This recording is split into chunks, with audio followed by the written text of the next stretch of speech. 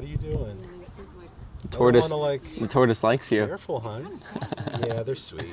So when we were trying to figure out how to do some of this audio stuff, because we're out in the middle of the desert, and we're trying to connect all these microphones and things, there's not a lot of signals. So it reminds me a lot of the scene from Apollo 13, the film from 20, 30 years ago.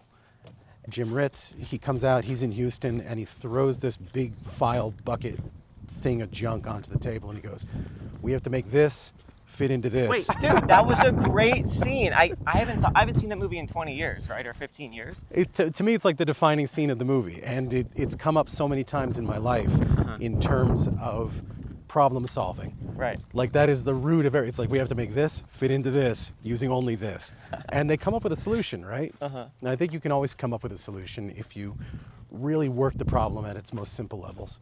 It's like a good way to start the video here. It's like, or a good hook is like, Dekker, extremely interesting guy I wanted to chat with.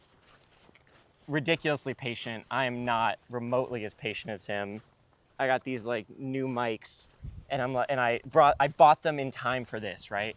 And getting them to jerry-rigging it to get them to connect to this little camera at the same time, and like this like selfie stick. So Dekker, it's good to have you.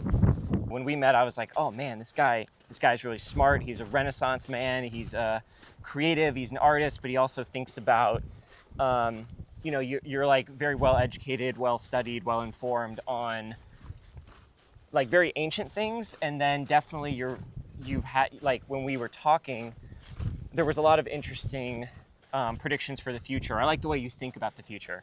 So I'm like, dude, let's just record this conversation and a melding of the minds, right? So, Sure, of course. Yeah, welcome. Well, thanks, Jared. I appreciate you making the time, coming out to the middle of the desert here with me. I suggested that we do this walk and talk out here at Vasquez Rocks. And Vasquez Rocks, if you are at all familiar with like Star Trek or any sort of space movie, you have seen Vasquez Rocks. And when we turn this corner, you might see some of this like iconic rock formation stuff way out there in the distance. And you saw like Captain Kirk, William Shatner, fighting a giant lizard out here. But what a lot of people don't realize is that this used to be a migration route for the indigenous peoples that lived in Southern California. And all throughout this entire area, the hills, the valleys, you might find pictographs, you might find artifacts that go back thousands of years. Wow. And what it makes me think about is how even in this place, which is fairly desolate, very, very hot, today we're kind of lucking out in terms of the temperature, but it can get as hot as 120 degrees Fahrenheit.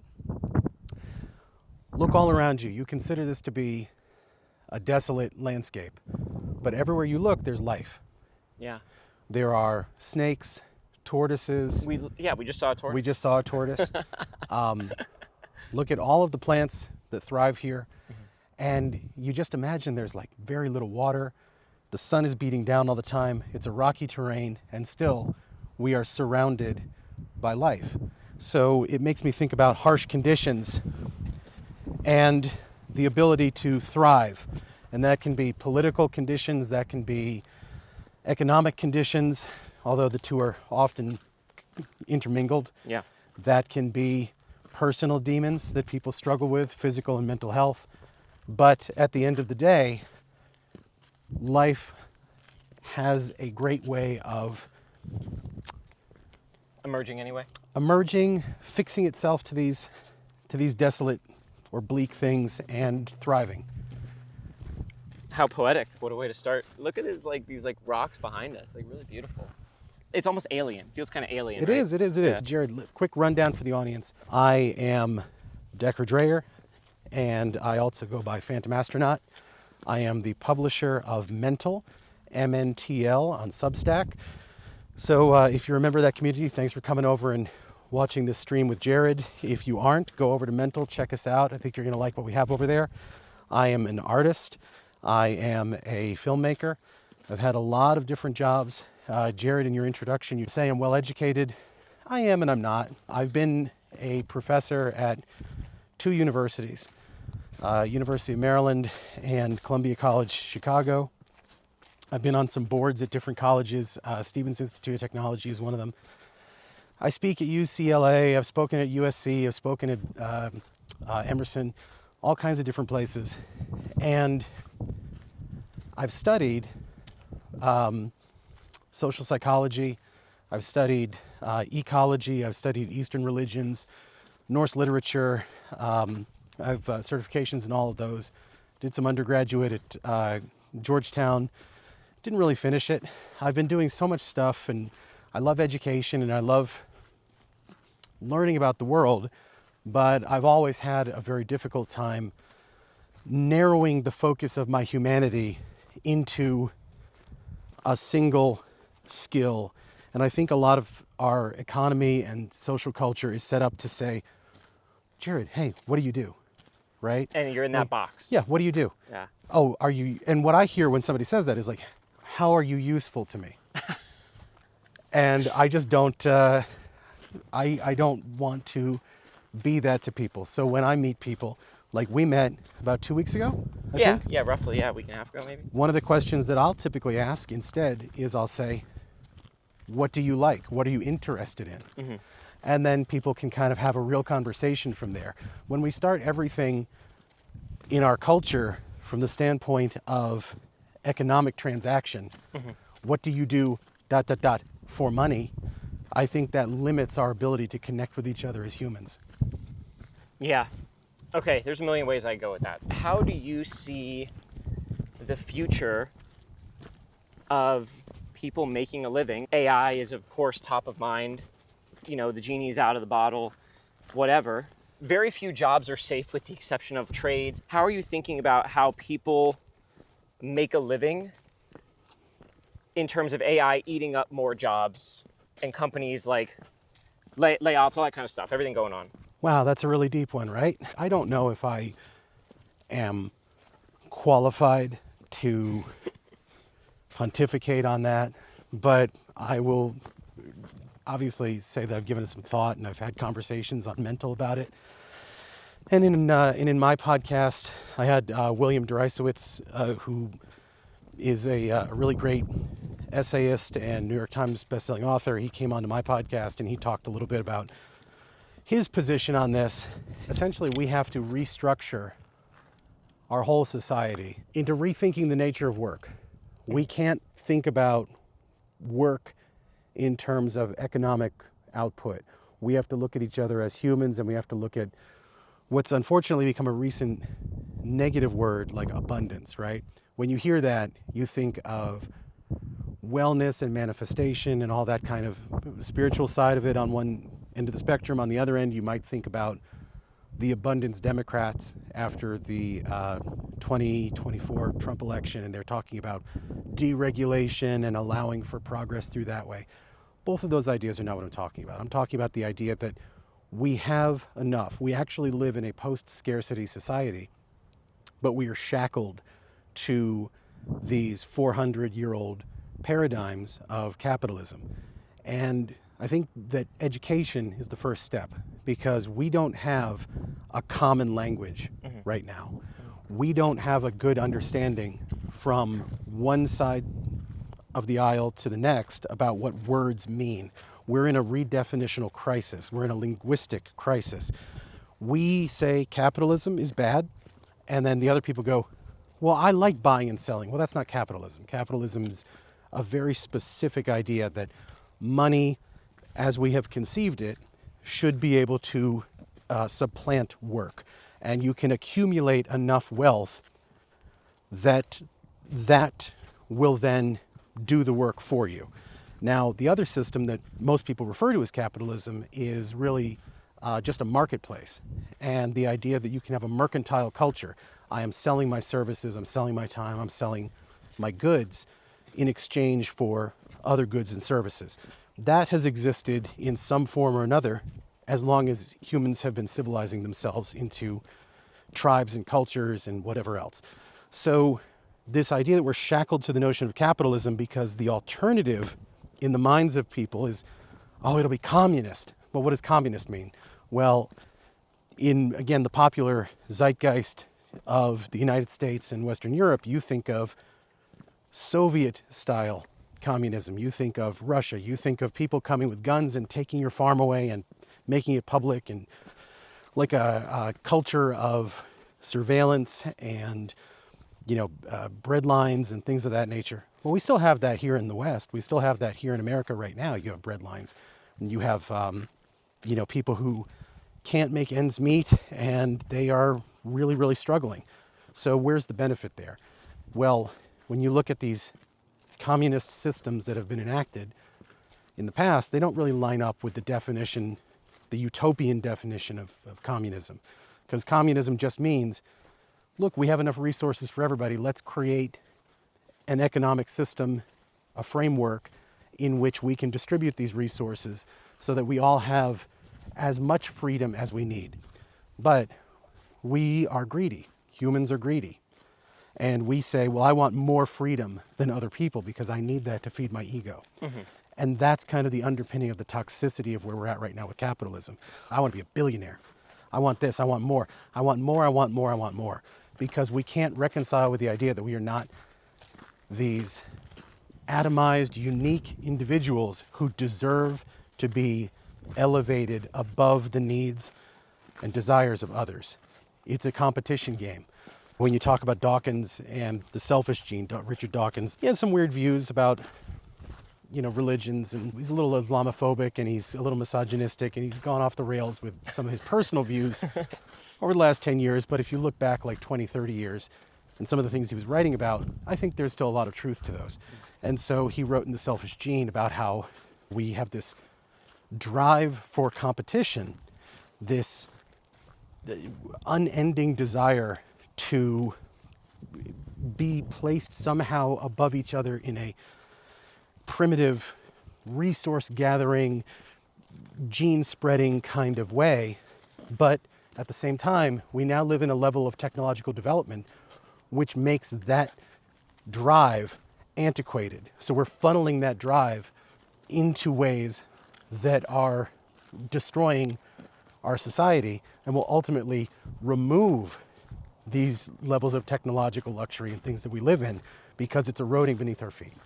So in terms of making a living with AI and all that stuff, I don't think you're going to change the technology. The technology seems like a constant to me. In my perspective, you have to change society. Some people will say, well, it's easier to just say we're not going to have AI and keep going with this other system. But this other system made AI. This other system made the collapsing work environment. This other system made the housing crisis. So unless you fight the actual disease, you're going to continue to have symptoms. I totally hear your points on the structural level. And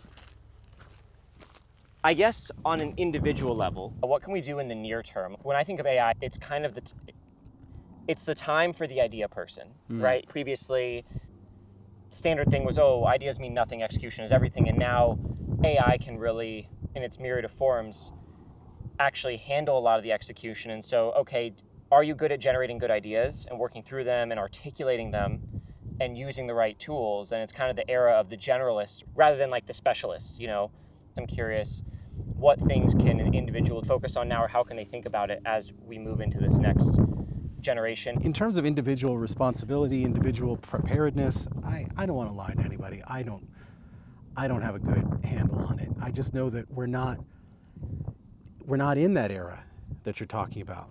The era of the idea person and the generalist. We may be coming into that, but right now we're not. We're in a very dark transitional period between the former and the latter.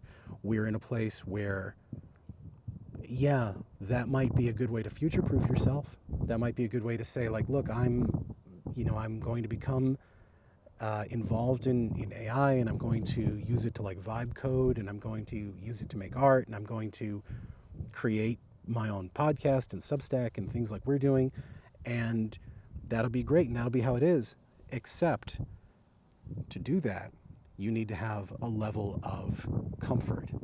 And that level of comfort often comes through the stability of housing, food security, things that are being actively stripped away by not just the United States government for the poorest people, but governments all across what is considered the Western world are stripping away and creating an environment of austerity. And part of that, even when you're seeing like, oh, we don't want anybody doing work from home anymore. We don't want anybody doing this, because that undermines the value of commercial real estate, which undermines the old system, right? So what can the individual do when we're caught right now like leaves in the wind as the new world is dragging us forward, but the old world is kind of tugging and clawing at us to try to keep us where we are? That is the tension that everybody's going to have to navigate for themselves. And I suggest that everybody gets as much education as they can outside of the university system, because the university system is very expensive. I suggest that if you are going to try to be a pioneer in what is this emerging economy, you have to find ways to be humble.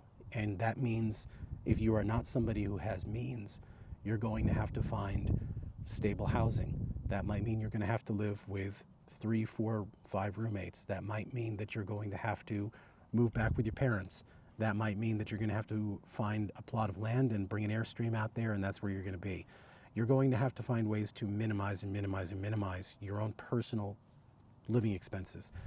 That's not something that I'm encouraging people to do, because a lot of times you'll see I call them like hustle bros will be out there and be like, you need to fit 36 hours into your 24-hour day, and you need to you're not grinding hard enough. I can't tell you how much I fucking hate those people. Yeah, and they're so full of shit. They are completely full of shit. And even the worst of them, that bloom into like the Andrew Tates. Like, you look at how he got started. He'd be making all these blogs about like, this is how you get enough protein. You eat beans and you eat rice, and this is what you do. He's doing all that kind of crap, multi-level marketing, kind of BS. Yeah. And yeah, I mean, to a certain extent, there's like a kernel of good advice there, mixed with this like weird, heavy-handed toxicity of like, no, unless you're doing this, you're weak, and I'm not going to say that. I think everybody has their own thresholds and their own battles.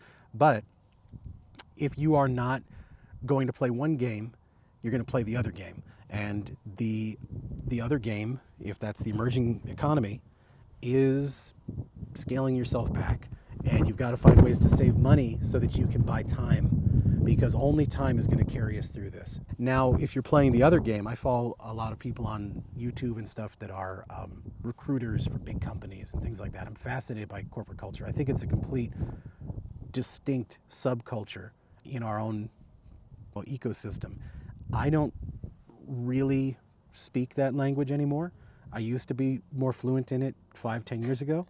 I'm now largely divorced from it. Right. That's not, by choice. I mean, I like people that participate in big corporations, and I still have lots of friends that work in that space. But to be in that ecosystem, you also have to play that game. And that game means certifications on Coursera or whatever it is. Like, you have to get in there and be like, all right, well, I'm going to be on LinkedIn and I'm going to present maybe a slightly false version of myself. I'm going to pretend that I'm incredibly passionate and excited about spreadsheets when you're not, right? You have to choose the lies that you tell, right? So you sacrifice a certain amount of your humanity and a large portion of your time to devote yourself to the stability of that system. And that stability is largely an illusion, because even people that I know who were out of work for like a year, they get into one of these corporations where they've been interviewing for 5, 6, 7 months, and they spend less time at that company than the time that they were interviewing to get in that company. Right, yeah. They get laid off in like 5 months, 3 months. They go, oh, the project's canceled, or the role has been eliminated.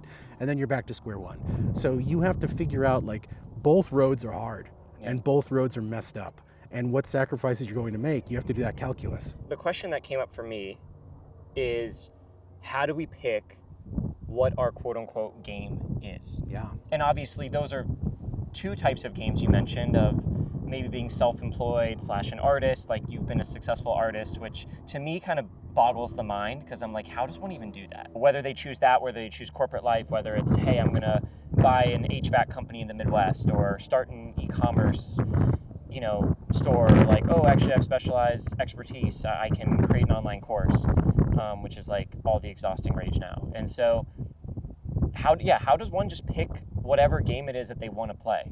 What do you recommend for that?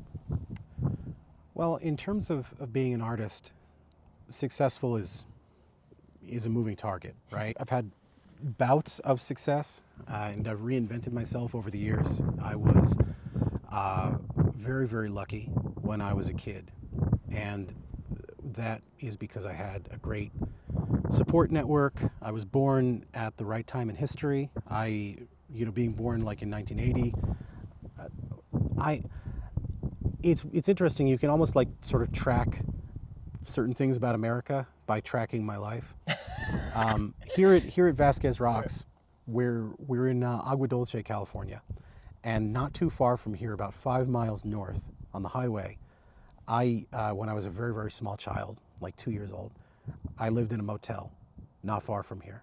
And my father worked part-time as a sketch artist at Magic Mountain, the amusement park. I also saw part-time puppeteer.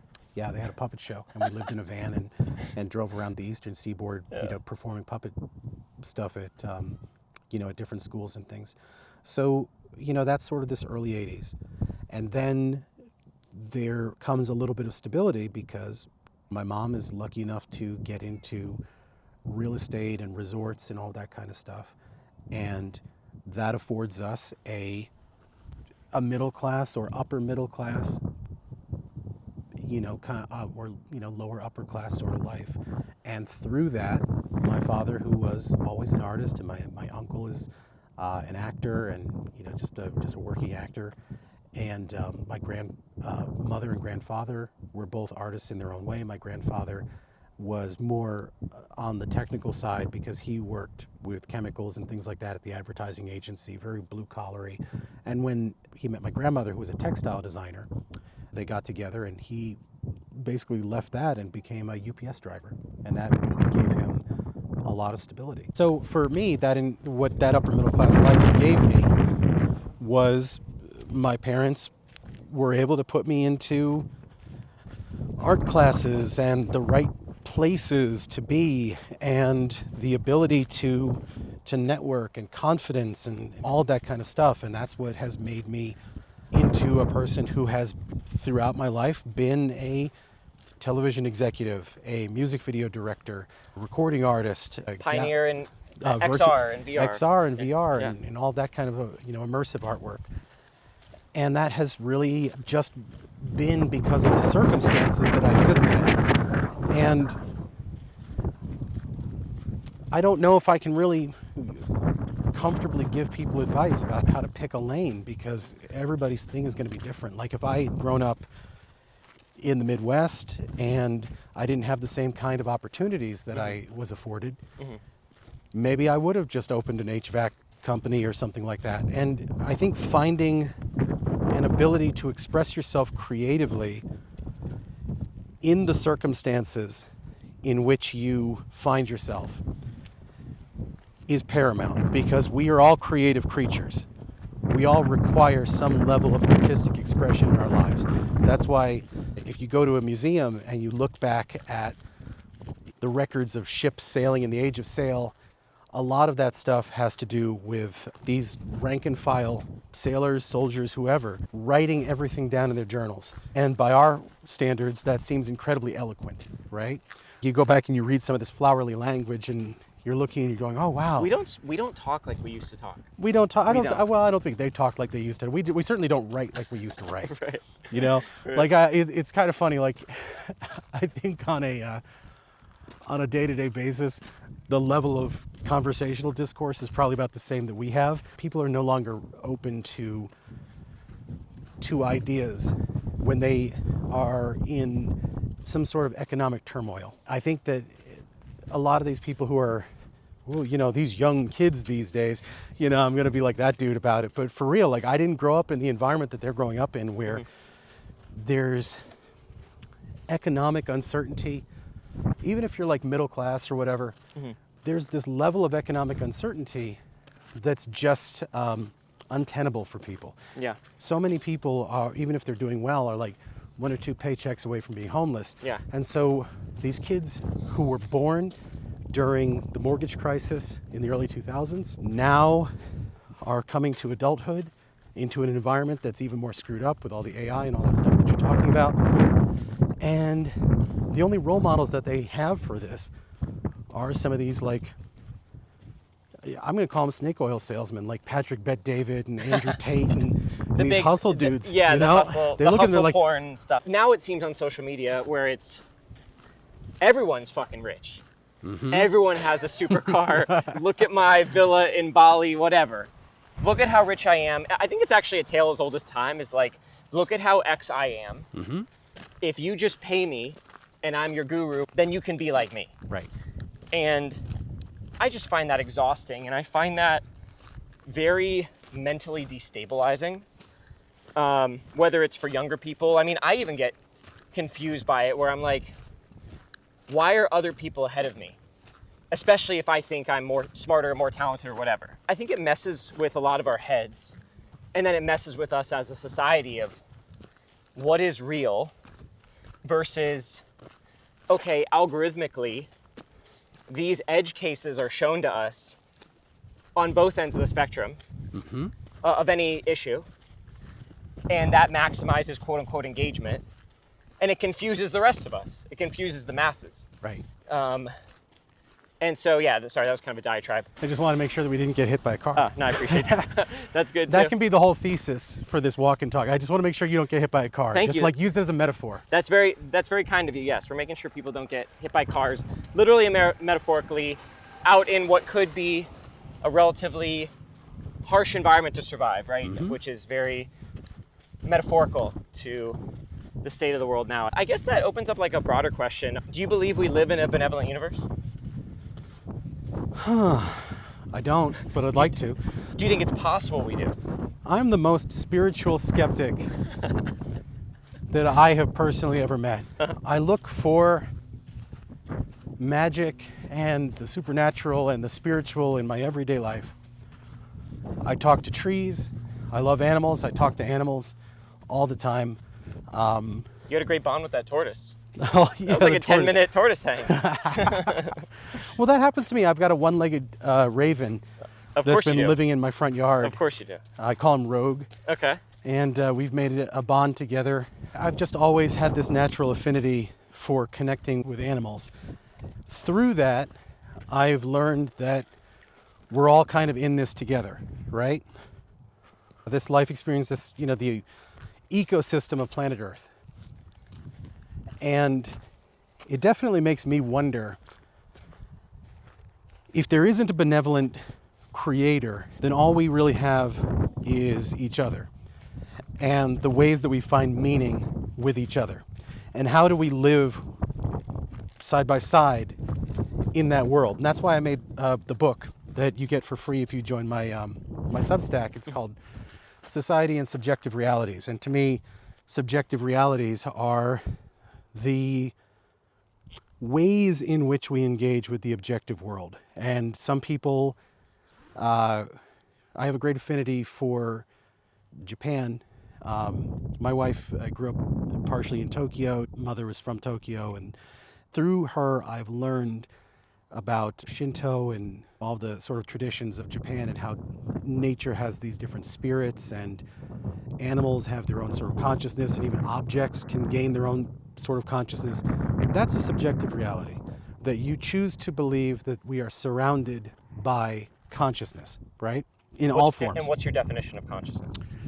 The ability to communicate on some level, and that, to me would be like, if you have an affinity for a certain object like a teddy bear or something like that from your childhood, and you imbue that with this idea that it communicates comfort to me, and I think there's a spirit there because we've lived together and been through so much together over, 20 years or whatever, like the Toy Story kind of thing. There's right? some sort of innate awareness that flows through everything, including the inanimate. Right. And so that's one sort of subjective reality. Now that comes into conflict with some of these ideas that are coming from more of like an Abrahamic tradition, where many interpretations of that say that we are made in God's image and we have dominion over the earth and the beasts of the earth and so on and so forth. And it is a resource for us to exploit. And unfortunately, a lot of Western societies are undergirded by that belief, and that leads to unsustainable deforestation, that leads to trawling the ocean, that leads to all these practices. I don't think there's anything bad about fishing. I don't think there's anything bad about, cutting down trees. I have a wood-burning fireplace. I love it. We've been doing it for millions of years. But when you do it at an industrial scale and just go like, well, I'm looking at this short-term profit. I'm looking at 5-10-year cycles. I'm not looking at the ability for us to continue to do this forever, right? That's where we start to have problems with our subjective realities. So Society and Subjective Realities is a book that sort of deconstructs the idea of what is a subjective reality and how can we find some kind of harmonious coexistence where all of our rights are respected. Because a person that has more of an affinity for something like Shinto is going to be greatly offended by somebody who wants to take up large swaths of your community and frack it. We have to find a common ground. We're going to just completely lose our ability to exist on Earth. I have one quick follow-up question, maybe quick, maybe not, and then I have a bunch of other things I want to ask you. Let's go over this way. Follow-up question being, do you believe that there is a baseline reality? Or do you believe that we all have our own individual realities and they somehow coalesce into material form? Like, how do you think about things like that? I think that question, the answer to that question is kind of unknowable at this point with the tools that are available to us right now. Yeah. So one interesting idea that I had seen was that the idea of human consciousness, right now there's the idea that it's like an emergent property of the complexity of the mind, right? Another counter to that suggests that phenomena like extrasensory perception, precognition, all these sort of superstitions that have been looked at by the scientific community in the 20th century, and then maybe also predate that in folklore, may have some basis in reality if we accept that we live in a universe that I think they've suggested that it may be upward of 10 dimensions at this point. I'm not a quantum physicist by any stretch of the imagination. Not yet. But I've heard that people say it's about like a 10-dimensional universe is what they're modeling currently. Now, what that means is it's not like in the Marvel movies where I'm going to jump from one reality to another. That's a different idea. But a dimensional universe, you think of 3 dimensions, forward, backward, up, down, 6 degrees of movement within a 3-dimensional space. Material reality. Time, right? Yeah. Well, the other 6 dimensions may be related to things that are imperceptible to us. So if you've ever seen any videos where people explain like what a 2-dimensional creature may experience and how they would not be able to perceive a 3-dimensional shape, check those out on YouTube. They're really interesting. They're a good visual example, going lower to explain something that may be higher. So if you look at that and you go, okay, well, I may not be able to perceive these other 10 dimensions. It may be outside of my experience to figure out how that could work. Well, consciousness may reside in one of those extra dimensions that is currently imperceptible to us, and that's why it's so elusive. It may be that we are connected in ways that we don't fully understand. So when I talk about an objective reality, yes, I do believe there is an objective material reality. I don't believe that we experience it fully. I think mathematically it supports that idea that we don't experience everything fully. Even with our own senses, we know that there are spectrums of light that we can't see, frequencies of sound that we can't hear. So we build tools to perceive those. And since everything is a physical process, every sense is a sense of touch. You think of sight, we don't think of that as a sense of touch, but it's photons hitting our eyes and being reconstructed as an image. Everything involves some physical interaction to give us information. That we then process internally. internally. Yeah. Well, if we can't access that physical interaction with a tool that we currently have, we won't be able to measure it. We won't be able to figure out what that is. So until we figure out some way to practically test outside of mathematical models, if there are these extra dimensions and things, we will not have a full understanding of what objective reality really is. So right now we're limited by these meat robots that we pilot. Yeah, I definitely think meat suits. Yeah, that's how I think about it too. Man, it was like 10 years ago. I used to have a web design business, right? One of my clients was a psychic medium, okay? And she's like, oh, if I give you a medium reading, she didn't even say she's psychic for the it's more so medium, right? And so for those that don't know what that is, it's basically someone that communicates with the other side. You know, people that have passed away, whatever, right? Yep. And so I'm like, all right, I'll tell you what, like, just for my own amusement, right, without thinking anything of it, I'm like, sure, I'll play your little game. I'll give you a discount on a website, right? And so she gave me the reading before we started the website, and I recorded it. I had the foresight to record it. And honestly, what she told me was completely, like, uncanny, ridiculous. You know, I transcribed it. I have the notes. I still periodically review them once in a while. It was really prescient and like shocking. And honestly, that one experience of all the kind of random niche experiences I've had, that is maybe the single most transformative one, to where I'm a very logic-based person, and I think very analytically. And so that like completely made me realize that reality is not what it seems.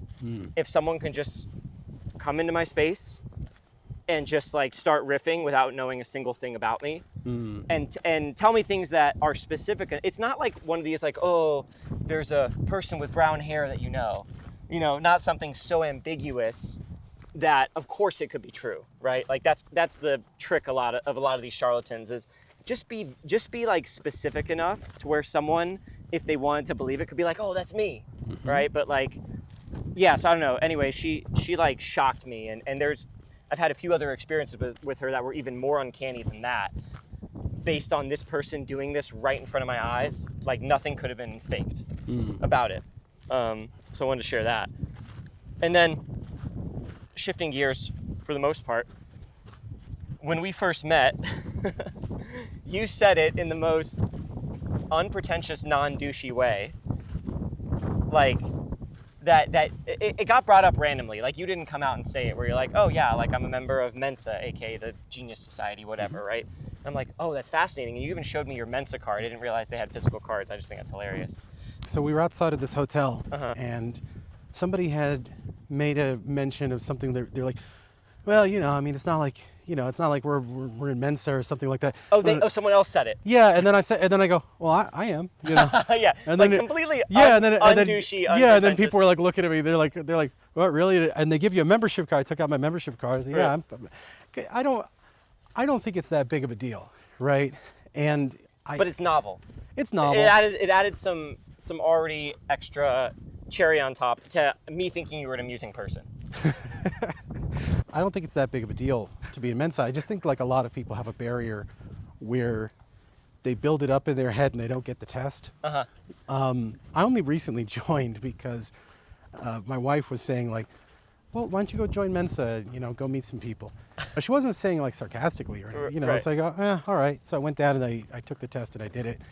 And I think people put a lot of weight on it, but I think a lot of people could qualify if they went down and checked it out. The sample size is strange, the way that we measure quote unquote intelligence.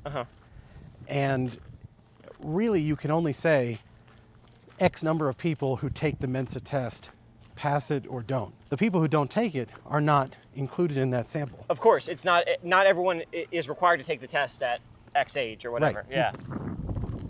And again, even that measure of intelligence, the test is very good in that it measures several different kinds of problem-solving neuroplasticity and capabilities. I think people can be smart in different instances, right? There's general problem-solving capabilities, which is what IQ measures. And then there is specific knowledge. Like, I never for a second think I can't be a rocket scientist or a neurosurgeon or whatever. Right. I choose not to do that. So it's not like being in MENSA all of a sudden makes you somehow the most well-read person in the universe. The reason I asked, or I brought up the MENSA thing, is like in Western society, you know, we think in terms of logic, we think in terms of raw brain power and raw intelligence and, you know, all the logic kind of stuff. If A, then B, etc. And so as an objectively very smart person, at least according to very specific tests, and obviously in our chats, I think you're very smart, when should we use logic versus when should we use another source of problem solving or intuition or whatever to make decisions? How do you think about when you wield the weapon of your mind versus operating off of a different set of faculties? See, that's why I think it's a little bit of a circular question, right? Because first of all, I don't want to frame it in terms of like Eastern and Western. Okay. Because to me, in my experience, that's a little bit of a fallacy. That's something that has been propagandized. And a lot of people believe it. It doesn't mean that you're unintelligent or anything for thinking that it's this versus that or whatever. But there are different ways that things are applied. So like when you look at in the West and how we do mathematics, up until they started trying to do like the Common Core math and things in K through 12, we were teaching math in a very like straightforward, conceptual way, right? In that same time in the East, they were teaching math more in a geometric way. So they were teaching children math through things like origami and spatial structures and how they kind of like fold together and, you know, the math that's behind the physical world. And that was interpreted more as an intuitive gut kind of a thing, but it still had a lot of logical and processes behind it because obviously geometry is a very well-established mathematical system. And I think there's actually more applications that a young person can get from seeing math just demonstrated practically than purely conceptually. So that's the first part of that. The second part is maybe best illustrated as a story from my childhood. I remember my father was having an argument with his mother-in-law, my grandmother. A neighbor had come over, we had a vacation house, and this neighbor had come over and talked to my grandmother and said, hey, you know, the well over there isn't covered. It can be really dangerous, blah, blah, blah, blah, blah. It wasn't anything to do with my grandmother's house. It wasn't her place, wasn't whatever, wasn't her neighbor. And so she goes and she talks to my father, and my father goes, oh, that's kind of weird that, you know, why didn't she come to me? It's not your house. She's never seen you before. She could have come to us, right? And my grandmother goes, well, it doesn't matter. My father goes, well, it matters to me. She goes, well, it doesn't matter. Well, it matters to me, right? So that blew up into a big argument. And I think that that's exactly what we're talking about. If something matters to somebody, if somebody has a belief system that seems to you to be irrational, it still exists. It is still part of the way we have to engage with the world. We have to navigate the way that people want to be interacted with. And that leads us back to the conversation we had about like corporations being their own subcultures and things of that nature. You have to meet these people and places on their terms.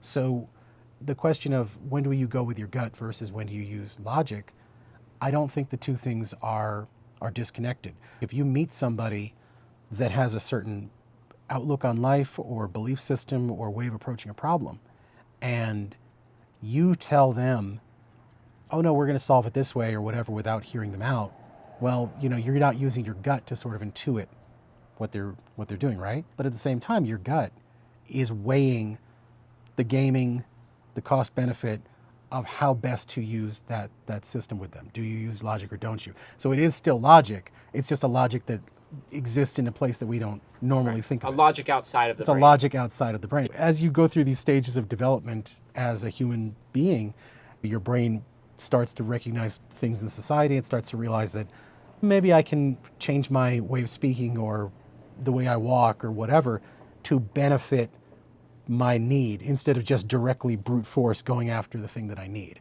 I'm still trying to figure out how to wield my mind. I operate in terms of looking to my mind first as like, how can I solve this? It's a doing, right? As opposed to like, okay, can I soften and can I kind of be? And then like, what kind of truth emerges from that? But I default, I'm like, oh, let me solve this. My mind will spin and smoke will come out of my ears. I'm not necessarily a fan of Sadhguru, if you know who he is. I read a quote from his like years ago where it's like, yeah, like you can wield the mind like think about it like a knife. Are you holding it by the handle or are you holding it by the blade?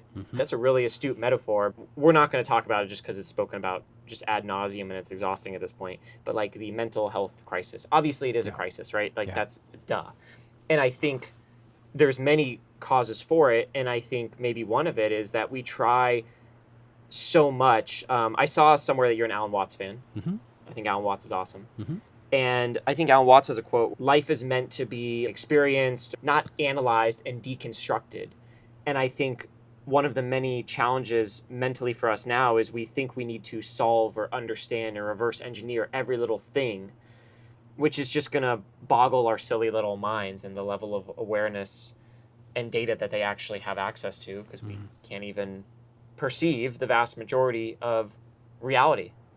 The thing about Alan Watts, he was a tremendous communicator, opening up the minds of what was at the time mainstream America, white America, middle-class America, baby boomer America, to some of these philosophies that have been centuries old in Eastern religions, right? But we also have to separate that out from Alan Watts, the guy. He was like an alcoholic. He was an alcoholic. He died. Here in California, this is where he lived. He lived in a place up north called Druid Heights, and he basically died alone from alcoholism, and he was terribly tortured on a daily basis in his personal life. I definitely am somebody who lives with the burden of contemplation, I think is a way to say it. Like when I've been going to the movies a lot lately.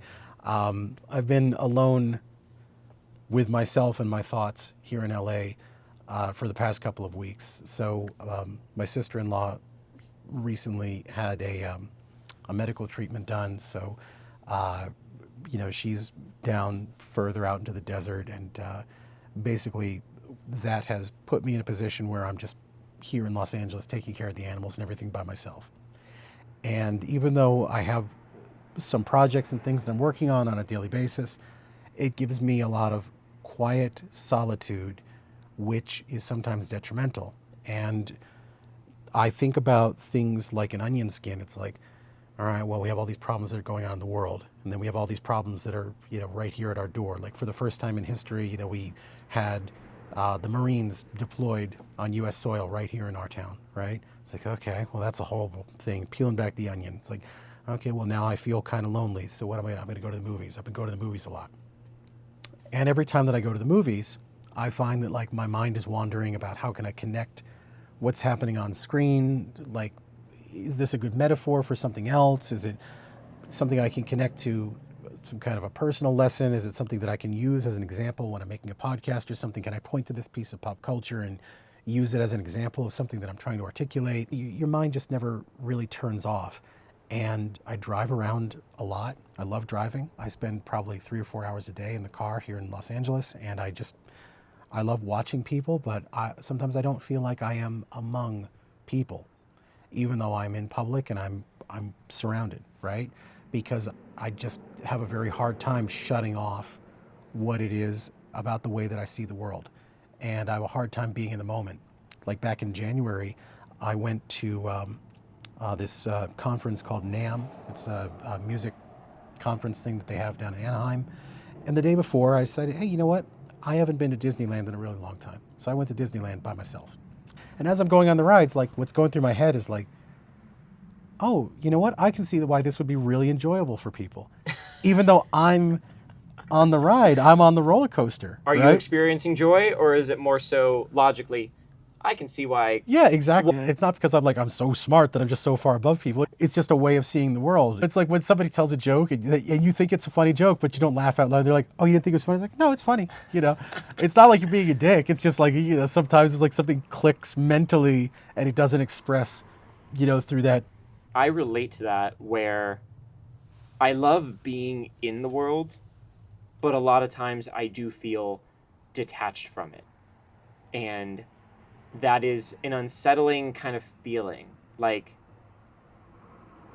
yeah, I could join all these people doing these things in this buzz, right? This like, I don't have the energy to like run around and like do things all day. I feel like a lot of people in LA, like they're bounced from one set of plans to another. I'm like, I don't have the energy for that. I got to pick and choose, and I need to spend time alone recharging. I kind of want to circle way back to the earlier part of the conversation that I was curious about. You've worked on a lot of different artistic, creative productions, movies, music. You have your podcast / Substack, and then the VR and augmented reality stuff. Mm-hmm. And I understand with your upbringing of like, you kind of grew up in a home that was all about expressing oneself or some kind of like artistic thing. Right. I can understand how that probably influenced you, that it was okay to go to express yourself via art, etc. But I guess I'm curious, what is your advice to people in terms of how to find the right medium to express themselves and maybe a process with that pursuit and allowing themselves to even do it in a more free way? What am I meant to do as a creative outlet? How do I identify what that is? How do I think about the approach of experimentation? How do I find what inspires me? How do I find what to take inspiration from versus like remix and add my own flair, etc.? So I guess I'm just curious your overall thought on finding the right medium and like a creative process to see what unfolds from there. I'm going to relate that also back to another story because I was having a conversation similar to this with my father the other day. And my father was talking about, because I'd recently seen, there was a Marvel movie that came out. I called him up and I was talking to him because I know that he used to read comic books and things. And he was telling me about when he was in New York and he wanted to be a comic book artist and he had gone to DC. DC told him, oh, you're not bad, but you're not kind of what we do with our style. Maybe go look at Marvel. Try to do work for Marvel. So he went over to Marvel, and Marvel, the editor was a guy named Jim Shooter, and he told my father, he's like, oh yeah, this is all great stuff, but it's all like superhero stuff. So it's really hard for me to figure out, how good you are at illustrating, like the kind of stuff that they have in there, because a lot of their stories are set like in New York City and things like that. So he gave my father an assignment. He said, oh, go out and find a story from the newspaper, like a crime story or whatever, and just illustrate that in 3 pages, bring it back to me. And my father decided at that point, he goes, you know what, it's really hard for me to draw comic books. Like, he wasn't bad at it. They look great. They look like Neil Adams-y kind of comic book stuff. But he's like, it took me a long time to draw. He goes, I wouldn't be able to do this professionally. He just came to that realization. So he started doing different kinds of artwork. So it's a process of experimentation. It's like the idea of like, what inspires you? And then how do you emulate that? And can you emulate that? And is it within your ability to see something through to fruition? So an example of this is that I write a lot of stories. So if anybody out there has ever caught any of my books, like Dark Astronomy that's out is kind of an omnibus of all my stories that have been published over the years. A lot of science fiction and horror stuff. You can find that on Amazon. And people would ask me like, well, why didn't you do these as screenplays or whatever? And I would tell them because the screenplay is a blueprint for a movie. And if I don't have any kind of financing or anything set up to make a movie, then I'm not really telling a story. I'm building a blueprint for a house that isn't going to be built.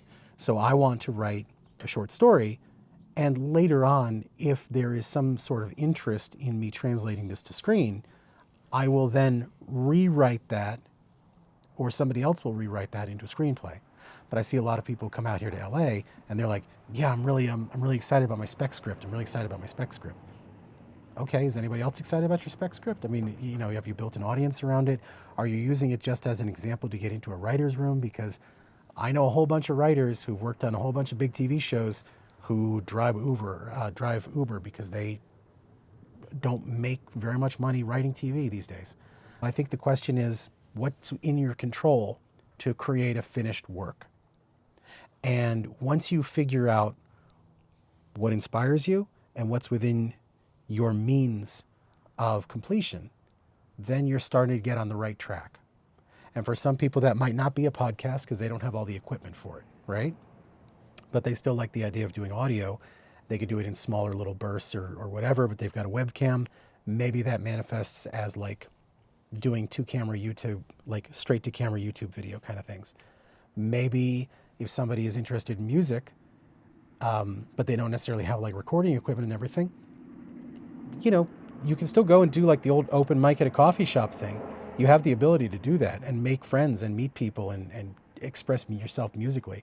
I think everybody needs to look at what's within their means, and then once they start completing a couple of things, then they can start building on that and branching out or deciding it's not for them in a low stakes way, and then going a different direction and figure out they want to build that way.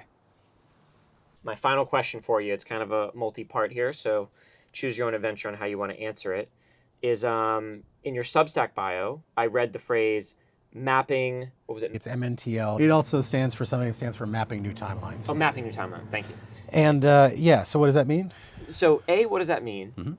And then dovetailing into the overall thing to put a bow on it, because I think you have some really interesting insights and I like the way you think, is around, it kind of calls back to what we talked about earlier in the interview with, you know, what are your predictions for society? It could be American society or even global society, let's say in the next 5 to 15 years. And then just what do you think the human experience will be like 15 to 100 years from now and beyond? Like, what do you see as kind of the future? Because you did describe this time period as a dark transition, which I thought was an interesting phrase. And maybe I'm like more of a delusional optimist, but I can understand that perspective. And so those are all my thoughts. However you want to approach that as this final question. Yeah. Oh, look at this beautiful lizard, by the way. Oh, that is they a aren't really, going to be able to see it, but... No, we can... You see the lizard? Oh, he's very far. So mapping new timelines, what does that mean? That means that at every decision point, if you believe like in the multiverse holographic theory, universe, right? yeah. You know, you can branch off and there's all these decisions that you can make. And, you know, to me, mapping new timelines is like, how do you navigate those decision points to reach a good outcome? And we know what the bad outcomes look like. The bad outcomes look like Mad Max. Dystopian. Yeah. It could be Blade Runner. It can be whatever. You know, those are two sides of... They're a little bit different on their ways that they're expressed in terms of like physical comfort versus psychological comfort. And like, there's all kinds of bad outcomes. And we're always going to end up somewhere that's not good, not bad. It's just going to be what it is, right? And when you say like, what's it going to look like 5 years from now? At the end of what I think is a dark transition, I think it's going to get better, but I don't think it's going to get better in a way that we can recognize. I think that it will ultimately lead to a better place, but we have to ask ourselves if that place will be recognizable to us. One thing that I think about is the 90s and the promise of like digital communities. And we are currently living in an era when we're falling away from digital communities. But back in the 90s, when they started, there was this utopian vision that this is going to bring us all closer together. We're going to be able to talk to people all over the world. We're going to be able to intimately connect with people in our community in ways that we didn't think we could do in person. And what did this additional level of access to the thoughts and feelings of people around us yield? You find out that your aunt is a racist and your uncle is a homophobe. So not to cut you off. So you're saying like forums that turned into Facebook, that turned into the rest of social media is your definition of online communities? Absolutely. Okay, yeah. Sorry, keep going. That's fine, yeah. I mean, the idea of that, because that. back in the day, it was like CompuServe and Prodigy and these like really primitive systems, and you go on there and be like, you know, boy, I sure like my math coprocessor on my computer. Right. Oh, your math coprocessor was stupid. You're like, well, you know, and when more people get on the internet, there'll be less arguments. That's what you thought. The keyboard warriors have emerged. No, no, there's going to be more about everything, right? Yeah. The detachment, right? We did not contemplate that working in a social space where there are no physical consequences, like nobody's going to reach through the screen and punch your face, right? has led to this dark timeline where everybody feels free to express everything. And then when you get to, like you talked about, Facebook and, kind of where we are, Twitter, X, Threads, whatever, it just becomes this cauldron of people, strangers who have an opinion, who are mad about your opinion, combined with close friends and relatives that have this desire to express their opinions because they think they're consensus opinions, because nobody has ever challenged on them, because they have never expressed them in person. Like, you didn't used to sit at the family reunion and the guy at the end of the thing was like, well, I'll tell you why there's hurricanes, because all those gay people, that's why. Like that, it just didn't happen, right? So then when it's like, oh, I'm Facebook friends with my cousin. And then you go on there and you look at it and you're scrolling and it's like, wow, there's a lot of Nazi memes. Wow, that's pretty intense, man. Then you have the argument about it. Then you never want to see each other in person again. So 5 years from now, I think that we are going to kind of like put a lid on that. We're all going to become a little bit more quiet, and we're all going to be a little bit more reserved about our personal feelings again. That might not be the healthiest thing for society, but I think that's the direction that we're going. I think we have to go back until we can learn how to more maturely handle the tool that is given to us in social media, the social tool. We didn't know how to use it. We sent it down a wrong path, and we have to restart and relearn. Okay. I think we're going to move in that direction. And then what does the future of humanity look like, let's say, in 20 years and beyond? So I think the two things play into each other. The 20-year view, if we're able to get to a place where we sort of wean ourselves off of this social media drug, that will correct certain political issues that have been exacerbated recently. Because now that we're not in those spaces, now we are not being as easily manipulated on a constant basis by things like bot farms and engagement farms and people who are seeking clout through engagement. So we've created incentive structures toward negative behaviors. And once we disengage from these communities, those incentive structures will fall away, and we will start to have a better overall political discourse. And so 20 years down the road from that, I think that will lead to more common sense suggestions about how we manage things like the climate crises that we're currently in the middle of. There still are concerns about oil consumption, and we have administrations around the world, especially driven by the desire in the United States with the current administration to increase our reliance on fossil fuels when we should be making better, cleaner technologies. It's not like it's some, oh, well, let's go hug a tree thing for me. It's more like, you really will run out of oil. You literally will run out. And if we want to maintain some kind of level of society that's not like Mad Max, we kind of need to have solar power. It's a very self-serving interest. I like having running hot water in my house, and I'm not going to be able to have that if we run out of oil or cut down all the trees. Yeah, yeah. I'll kind of say my thoughts on what you said. Yeah, please. And then I don't know if we can put the genie back in the bottle of social media, because now so many people are told, oh, like if you want to become wealthy or whatever, yeah, start posting on social media. And of course, like, it's addictive, right? Like, by its very nature, that's how the apps were designed. That's an established fact. Like, that has occurred. And so our brains are rewired, and it's going to be hard to unrewire it. And then the algorithms in the platforms are black boxes. But if you say optimize for engagement, well, if I say something kind of extreme or kind of unhinged, regardless of whether I necessarily believe it or not, I'm going to say it, and that's going to maximize my chances of getting my reach and thus, brand deals, or I become an influencer, whatever the fuck. I think what I've noticed is I feel like a good amount of people, really good amount of people, are just acting on social media. Let me tell you what I don't understand. I don't understand people videoing themselves crying.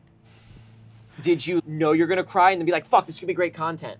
Or are you like, oh, I'm sad, but let me really turn it on for the camera. Let me prop this up. All of these candid shots, it's like, wait, is everyone just playing this actor or caricature or whatever, and it's designed to obviously portray this certain kind of person? And then, of course, what are the motives of that person? Is it, oh, I want to get a brand deal, I want to be known for this, or look at me, I have a course, so I have to show how smart I am in one thing or how like wise I am in another, whatever.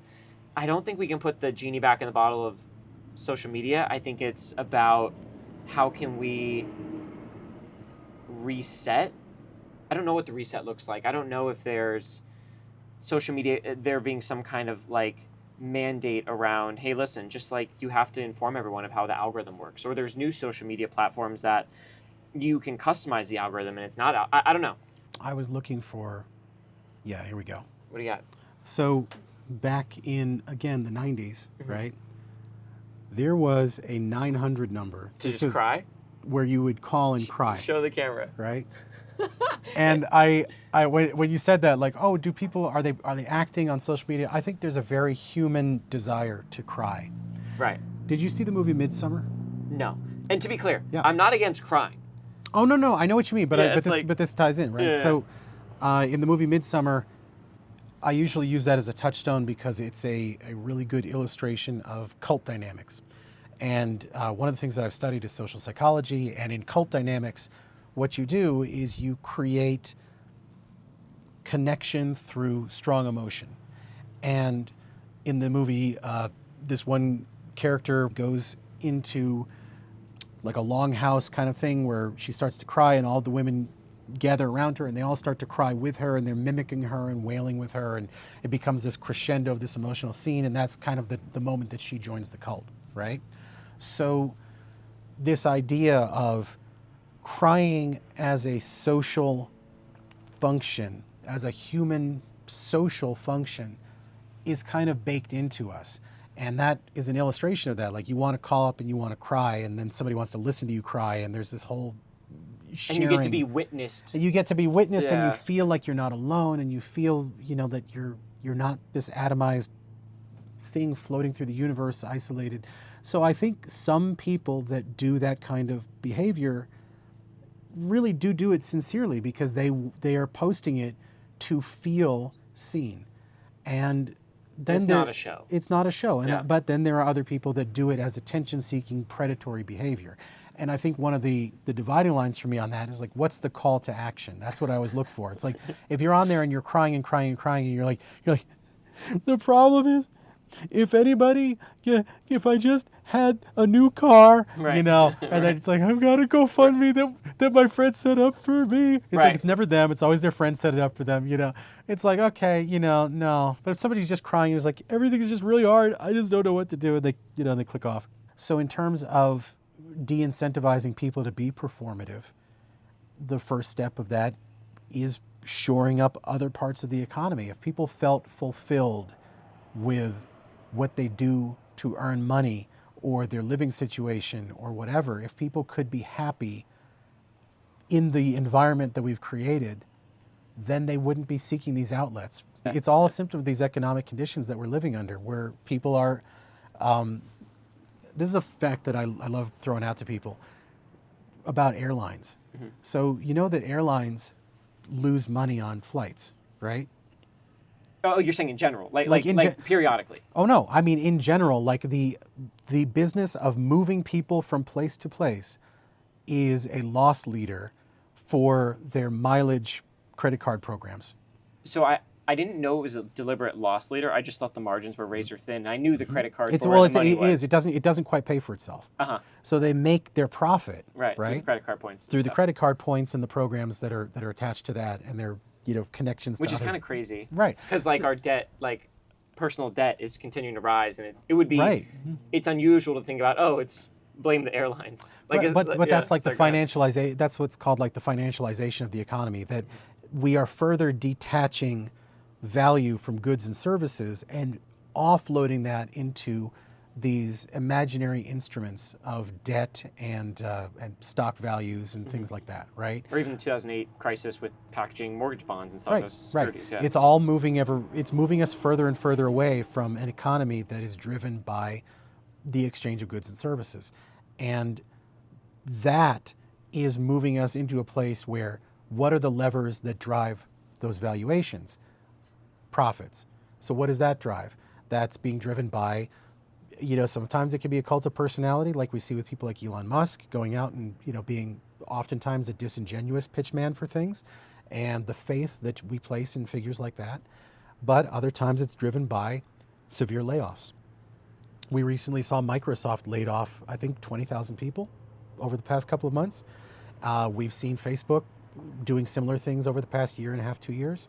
We are in a place right now where reduction of the labor force, replacement with automation, all of these things are driving up value at the expense of further alienating us from goods and services. So that incentive is now there. Those 20,000 people that know how the algorithm works, there's going to be a percentage of them that go in there and they decide, well, you know what? I'm going to go in and I'm going to make a conservative podcast or whatever, because I know that my pillow is going to, back when he had money, is going to give me $100,000. I haven't thought about that guy in a while. He's great. I saw a great video of him the other day. They made an animatronic of Walt Disney down at Disneyland. And it doesn't look anything like him, but it looks exactly like Mike Lindell.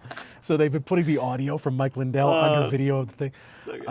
So that's why it's on top of mind for me. Sure. But people like that, fund this stuff, and it's like a lottery. And you see the lottery always outperforms or overperforms in areas that are the most economically depressed. Right? Because you're like incentivized. You're like, oh, I don't know how I'm going to get out of this, so I might as well gamble, take a shot, whatever. Right. And social media is the lottery. The that's a good horse racing and off-track betting, all that kind of stuff is same thing, gambling. Yeah. You're saying, well, I have a shot to get out.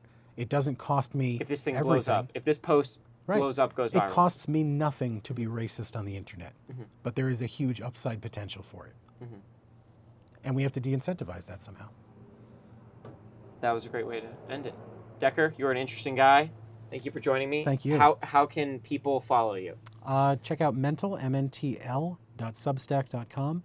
You can also find my art projects at phantomastronaut.com, and you can follow me on all the regular stuff, Instagram, Twitter, Threads, all that stuff. So thank you, everybody. Appreciate it. Gotcha. Thank you, Jared. Thanks for joining.